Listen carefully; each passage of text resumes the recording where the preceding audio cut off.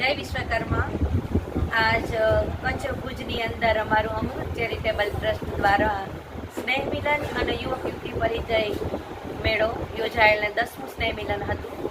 કચ્છની અંદર 6 મહિનામાં બીજી વખતનું અમારું આયોજન થયેલ, જેમાં ખૂબ સરસ અમારું આયોજન રહ્યું। પણ ક્ષતિ એ હતી કે જે એજ્યુકેટેડ વર્ગ હતો એમના દીકરા દીકરીઓ પણ અહીંયા હતા, એ લોકોની દીકરીઓને પણ સ્ટેજ પર ન લાવી શક્યા। અમે આગ્રહપૂર્વક અને વિનંતીપૂર્વક દીકરીઓને કહેલ, પણ છતાંય એ દીકરીઓ એક પણ સ્ટેજ પર ન આવી। એક થોડુંક અમને અજુગતું લાગે છે અને કંઈક અમારામાં ક્ષતિ હોય એવું અમને લાગ્યું, પણ એવું નથી। શૈલેન્દ્રભાઈએ મને વાત કરેલ કે છોકરીઓ તો બહોળી સંખ્યામાં અહીંયા હતી અંજાર મુકામે, પણ સ્ટેજ પર ન આવી।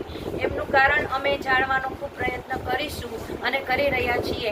પણ વિશેષ અમારું અમૃત ચેરિટેબલ ટ્રસ્ટમાં દીકરાઓ સ્ટેજ પર આવ્યા, ઘણા આવ્યા। પોતાનો અનુભવ પણ અમને સમાજની વચ્ચે જે હતો અનુભવ એમને અમને આપ્યો અને પોતાનો પરિચય પણ સમાજ વચ્ચે આપ્યો। આજ દાદા ભગવાનના સાનિધ્યમાં અને અંજારમાંથી અમારું અમૃત ચેરિટેબલ ટ્રસ્ટનો 10મો આ પરિચય મેળો હતો। ખૂબ સારું રહ્યું, પણ જે અમે અપેક્ષા રાખીને અહીંયા આવ્યા અમારું અમૃત ચેરિટેબલ ટ્રસ્ટ, એવો અમને પ્રતિસાદ નથી સાંપડ્યો। એવો અમને થોડો ખેદ છે, કેમ કે દીકરીઓ સ્ટેજ પર આવી જ નથી। એટલે એવું લાગે છે કે આ દીકરીઓને સમાજ પ્રત્યે કોઈ લાગણી પ્રેમ ભાવ છે કે નહીં? દીકરાઓ આટલા સ્ટેજ પર આવે છે ને દીકરીઓ કેમ નથી આવતી?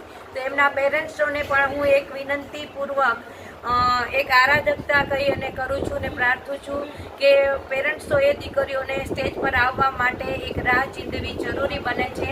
અને તમારી દીકરીઓને જો તેમના જીવનસાથી જે જીવનસાથી છે તેમની ચોઈસ અનુકૂળ મળી રહે એવો અમારો અમૃત ચેરિટેબલ ટ્રસ્ટનો હંમેશ માટે આગ્રહ રહ્યો છે અને રહેશે। અસ્તુ। જય વિશ્વકર્મા।